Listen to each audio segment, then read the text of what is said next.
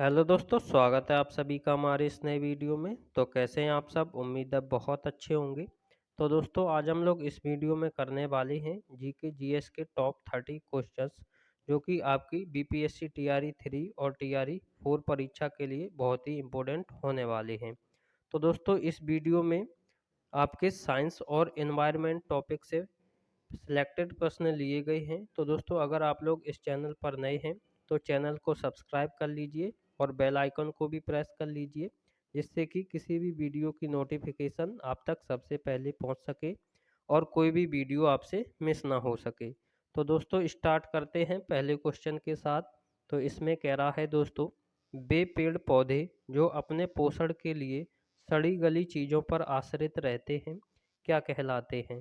तो दोस्तों उन्हें क्या कहते हैं? तो दोस्तों ऑप्शन ए है आपके पास परजीवी, बी है परपोषी, सी है स्वपोषी, डी है उपर्युक्त में से एक से अधिक और ई है दोस्तों उपर्युक्त में से कोई नहीं। तो दोस्तों इनमें से आपका कौन सा राइट आंसर हो जाएगा? दोस्तों क्वेश्चन में आपसे पूछा गया है कि पेड़ पौधे जो अपने पोषण के लिए सड़ी गली चीज़ों पर आश्रित होते हैं क्या कहलाते हैं? तो दोस्तों इनमें से आपका क्या राइट आंसर हो जाएगा? तो राइट आंसर है दोस्तों आपका उपर्युक्त में से कोई नहीं, यानी कि ऑप्शन ई आपका करेक्ट आंसर हो जाएगा क्वेश्चन नंबर 1 का। तो दोस्तों उन्हें क्या कहते हैं? तो दोस्तों उन्हें कहते हैं मृत जीवी, यानी कि वे पेड़ पौधे जो अपने पोषण के लिए सड़ी गली चीज़ों पर आश्रित रहते हैं उन्हें मृत जीवी कहते हैं। तो दोस्तों इसलिए आपका करेक्ट आंसर हो जाएगा ऑप्शन नंबर ई, यानी कि उपर्युक्त में से कोई नहीं। दोस्तों ऑप्शन ए में आपका दिया है परजीवी। तो दोस्तों परजीवी वे होते हैं जो अपने भोजन के लिए दूसरों पर आश्रित होते हैं। दोस्तों परपोषी वह होते हैं जो अपने पोषण के लिए दूसरों पर आश्रित होते हैं। और दोस्तों स्वपोषी वे होते हैं जो अपना पोषण स्वयं तैयार करते हैं या अपना खाना स्वयं बनाते हैं। तो दोस्तों उम्मीद है आपको पहला प्रश्न क्लियर हुआ होगा। बढ़ते हैं दोस्तों नेक्स्ट क्वेश्चन की तरफ। इसमें कह रहा है दोस्तों आपसे, स्वपोषी भोजन के लिए किसकी आवश्यकता होती है? यानी कि दोस्तों जो जीव स्वपोषी होते हैं या अपना भोजन स्वयं बना लेते हैं तो उनके लिए किसकी आवश्यकता होती है? तो ऑप्शन ए है दोस्तों आपका क्लोरोफिल, बी है सूर्य का प्रकाश, सी है जल, डी है उपर्युक्त में से एक से अधिक और डी है उपर्युक्त में से कोई नहीं। तो दोस्तों कौन सा राइट आंसर हो जाएगा? तो दोस्तों जो आपका राइट आंसर है ये हो जाएगा आपका ऑप्शन नंबर डी, यानी कि उपर्युक्त में से एक से अधिक आपका करेक्ट आंसर हो जाएगा। क्योंकि दोस्तों जो स्वपोषी जीव होते हैं वो प्रकाश संश्लेषण की सहायता से अपना भोजन स्वयं तैयार करते हैं, इसलिए उन्हें क्लोरोफिल, सूर्य का प्रकाश और जल इन सभी की आवश्यकता होती है। अगला प्रश्न है दोस्तों क्वेश्चन नंबर 3। इसमें कह रहा है निम्नलिखित में से कौन सा प्रकाश संश्लेषी अंग है? तो दोस्तों ऑप्शन है आपके पास हरित लवक, बी है पत्ती, सी है स्टोमेटा, डी है उपर्युक्त में से एक से अधिक और ई है उपर्युक्त में से कोई नहीं। तो दोस्तों आपको बताना है कि कौन सा प्रकाश संश्लेषी अंग है। तो राइट आंसर क्या हो जाएगा? तो राइट आंसर है दोस्तों ऑप्शन नंबर ए, यानी कि हरित लवक आपका करेक्ट आंसर हो जाएगा। नेक्स्ट है दोस्तों, इसमें कह रहा है आपसे प्रकाश संश्लेषण प्रक्रिया में निम्नलिखित में से क्या नहीं होता है?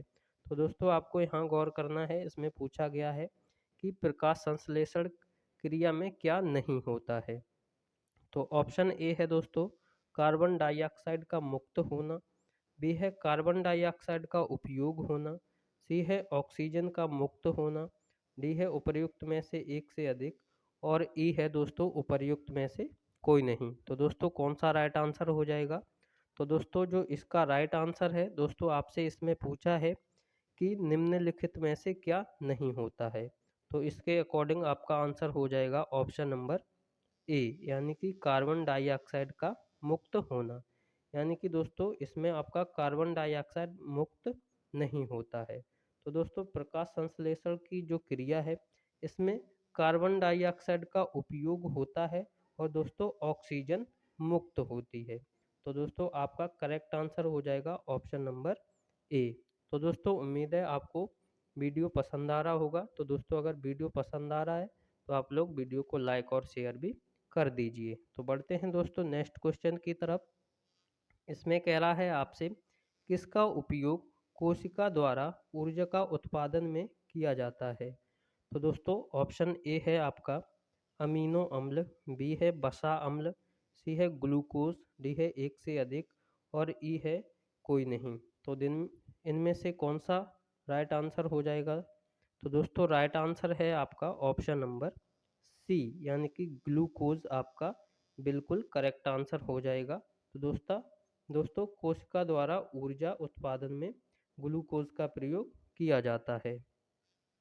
अगला प्रश्न है दोस्तों, इसमें कह रहा है पौधों में किस क्रिया द्वारा बाहरी वातावरण से ऑक्सीजन कोशिकाओं में पहुंचता है।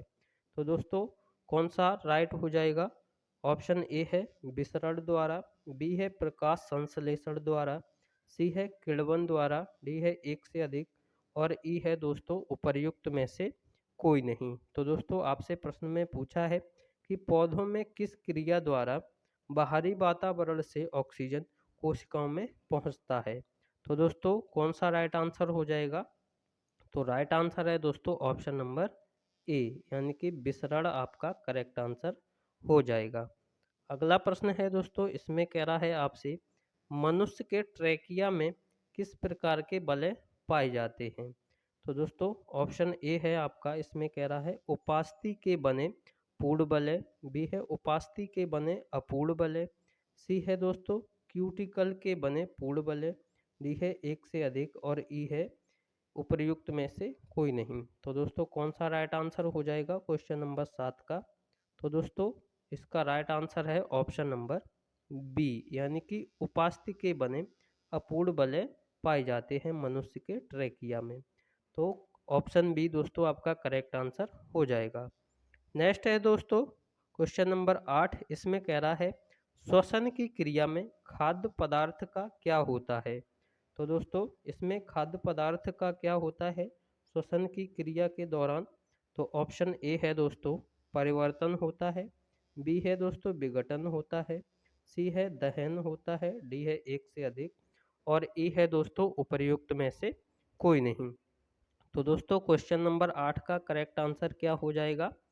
तो करेक्ट आंसर है दोस्तों ऑप्शन नंबर बी यानी कि विघटन होता है। तो दोस्तों आपका विघटन बिल्कुल करेक्ट आंसर हो जाएगा। अगला प्रश्न है दोस्तों, इसमें कह रहा है आपसे अवायवीय श्वसन कोशिका के किस भाग में होता है। तो दोस्तों ऑप्शन ए है माइटोकॉन्ड्रिया में, बी है कोशिका द्रव्य में, सी है कोशिका झिल्ली में, डी है एक से अधिक और ई है उपर्युक्त में से कोई नहीं। तो दोस्तों आपको बताना है अवायवीय श्वसन कोशिका के किस भाग में होता है। तो दोस्तों राइट आंसर क्या हो जाएगा क्वेश्चन नंबर 9 का।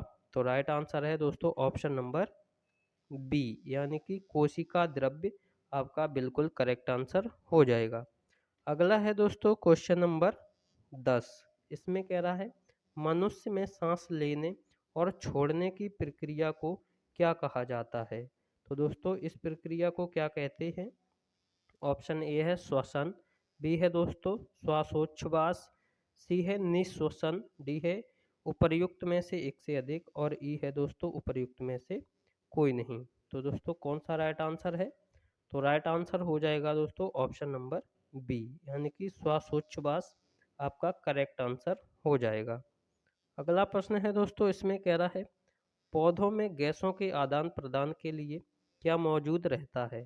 तो दोस्तों इनमें क्या मौजूद होता है जिससे गैसों का आदान प्रदान होता है।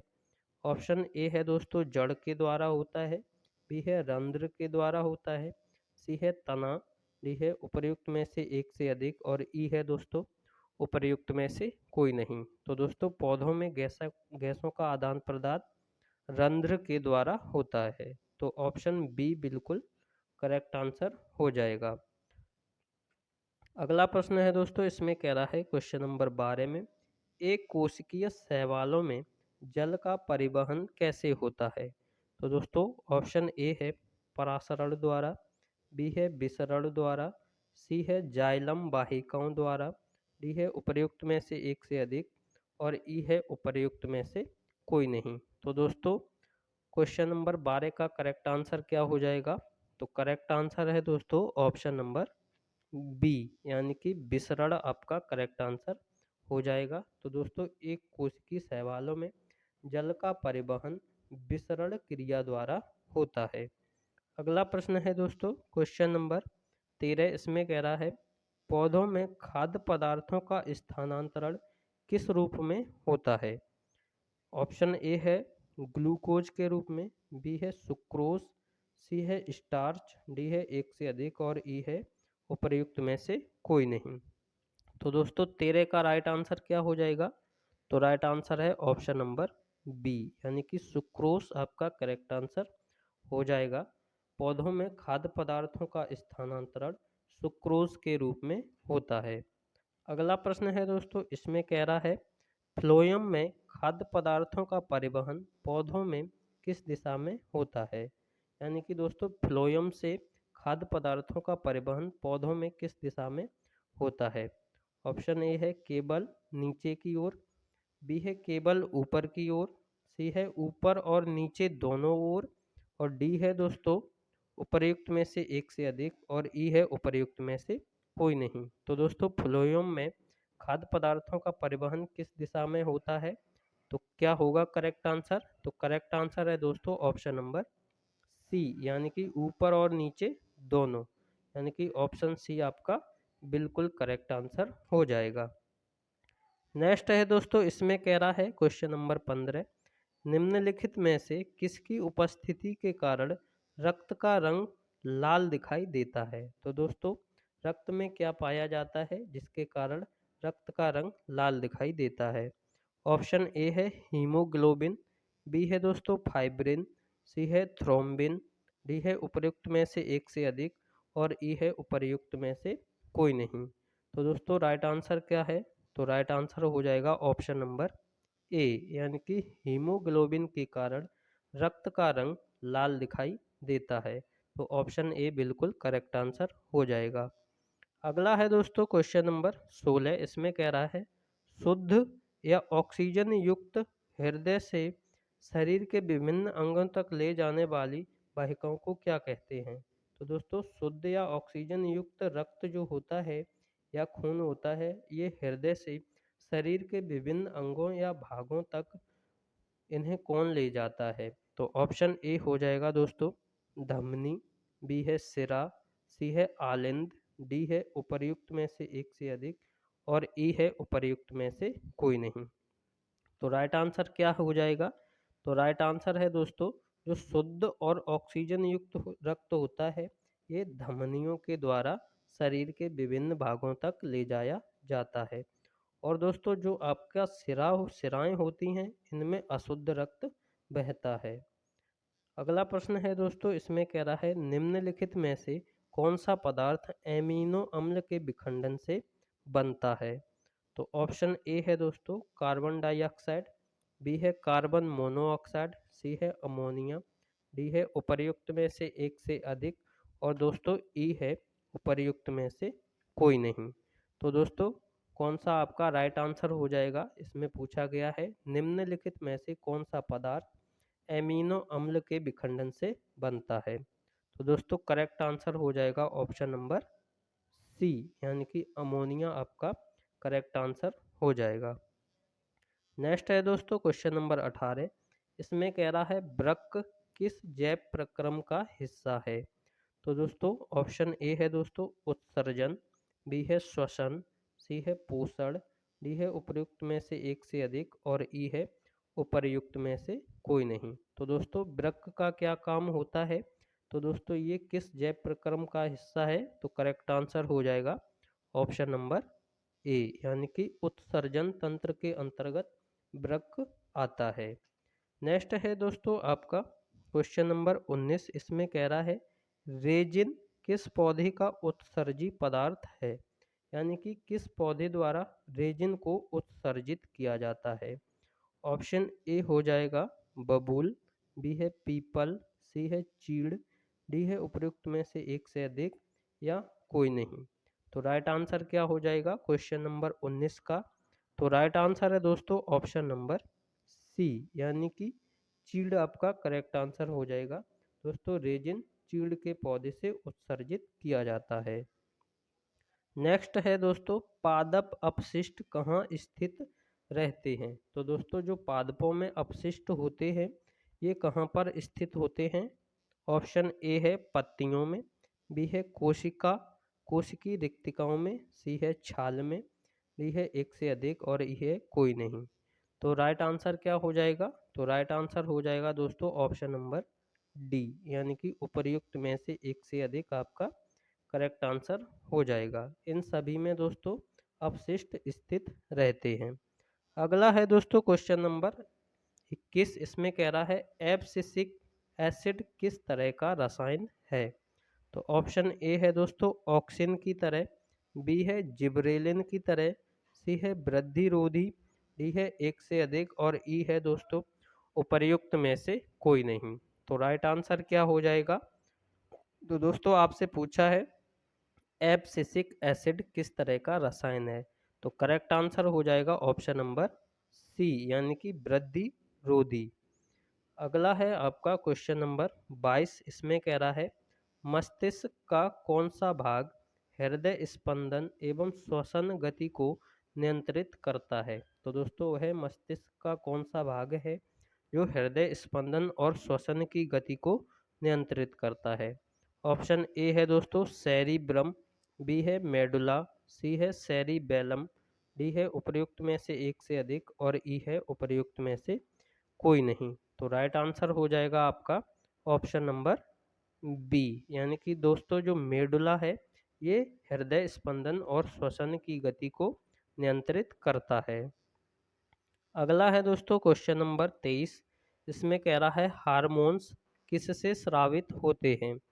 तो दोस्तों ऑप्शन ए है अंतःस्रावी ग्रंथि से, ऑप्शन दोस्तों बी है बहिस्रावी ग्रंथि से, सी है नलिका युक्त ग्रंथि से, डी है एक से अधिक और ई है इनमें से कोई नहीं। तो दोस्तों क्वेश्चन नंबर 23 का राइट आंसर क्या हो जाएगा?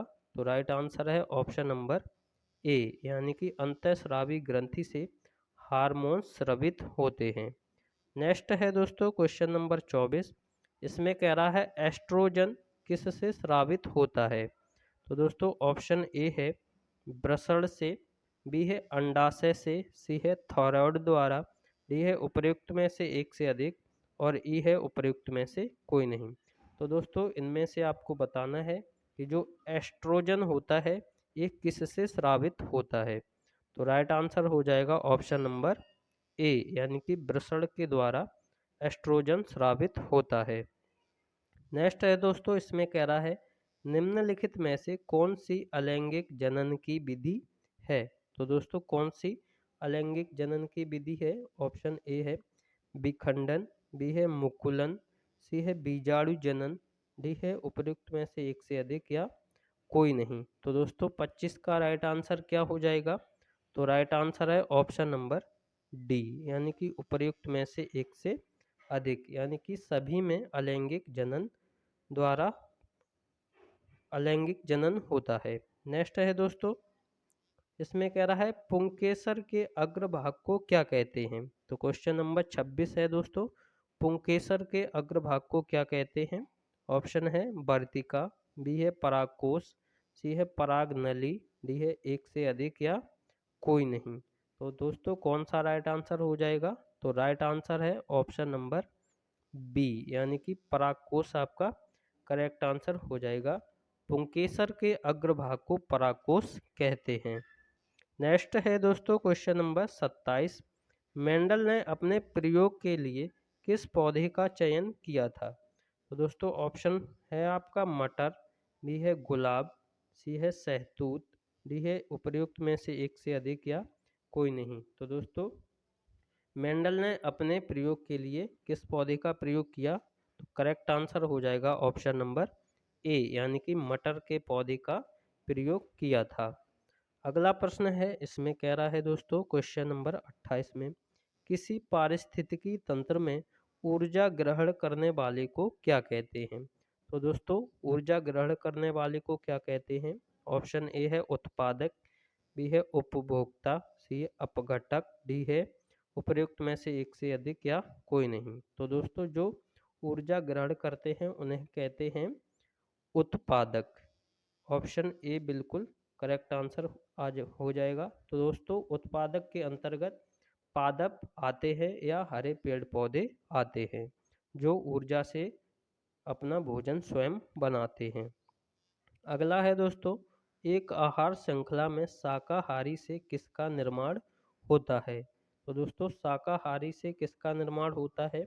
ऑप्शन ए है प्रथम पोषण स्तर का, बी है द्वितीय पोषण स्तर का, सी है तृतीय पोषण स्तर का, डी है एक से अधिक या कोई नहीं। तो दोस्तों आपसे पूछा है कि जो आहार श्रृंखला होती है इसमें जो शाकाहारी होते हैं इनसे किस पोषण स्तर का निर्माण होता है?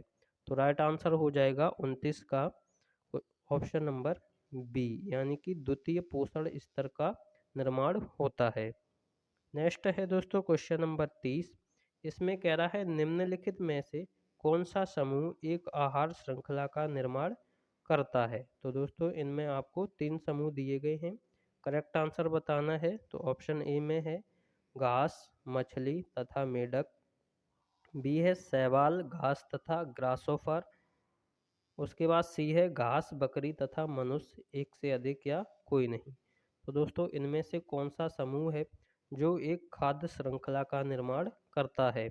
तो राइट आंसर हो जाएगा दोस्तों ऑप्शन नंबर सी, यानी कि घास, बकरी और मनुष्य। तो दोस्तों जो घास होती है ये आपका उत्पादक होता है, ये स्वयं उगती है, और घास को दोस्तों बकरी खाती है और बकरी को मनुष्य खाता है। तो दोस्तों ये हो गई आपकी आहार श्रृंखला। तो दोस्तों उम्मीद है आपको वीडियो पसंद आया होगा। तो दोस्तों अगर आपको वीडियो पसंद आया है तो आप वीडियो को लाइक और शेयर कीजिए, चैनल को सब्सक्राइब कीजिए, क्योंकि दोस्तों इसी प्रकार के वीडियो आपको इस चैनल पर मिलते रहते हैं। तो दोस्तों उम्मीद है वीडियो पसंद आया होगा। तो दोस्तों वीडियो को देखने के लिए आप सभी का बहुत बहुत धन्यवाद।